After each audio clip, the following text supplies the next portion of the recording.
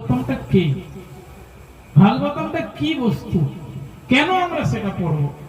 অনেকে গীতা আর ভাগবতমকে এক বলে মনে করে, যদিও তার আগে শ্রীমৎ আছে। শ্রীমৎ ভগবত গীতা আর শ্রীমৎ ভাগবতম দুটো সম্পূর্ণ আলাদা গ্রন্থ। শ্রীমৎ ভগবত গীতা ভগবানের মুখনিসৃত বাণী, অর্থাৎ ভগবান শ্রীহরি মুখের যে বাণী, মুখের যে নির্দেশ, সেটা হচ্ছে ভগবত গীতা, যা 700 শ্লোকে সীমাবদ্ধ।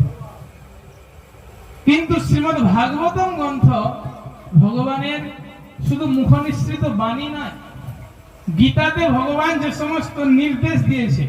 ভগবান গীতায় বলছেন, হে অর্জুন, তুমি আমার ভক্ত হও, আমাকে প্রণাম করো, আমার পূজা করো, আমাকে সর্বদা স্মরণ করো। তো সেই সমস্ত ব্যক্তির উদাহরণ, যেমন ভগবান বলছে তুমি আমার স্মরণ করো, তো স্মরণ কে কে করেছিল? ভাগবতম তার প্রমাণ। অর্থাৎ ভগবান, শ্রীমৎ ভাগবতম হচ্ছে ভগবানের পুরো জীবনী লীলা, এবং ভগবানের সাথে সাথে ভক্তের কিছু লীলা রয়েছে। আর গীতা হচ্ছে ভগবানের মুখনিসৃত বাণী।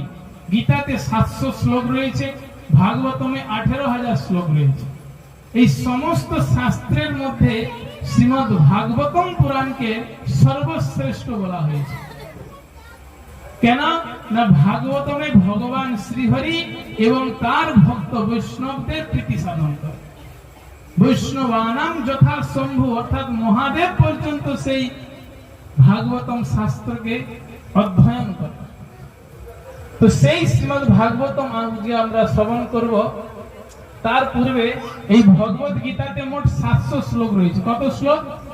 700 শ্লোক রয়েছে। ঠিক আছে, সবাই মনে রাখুন আর মন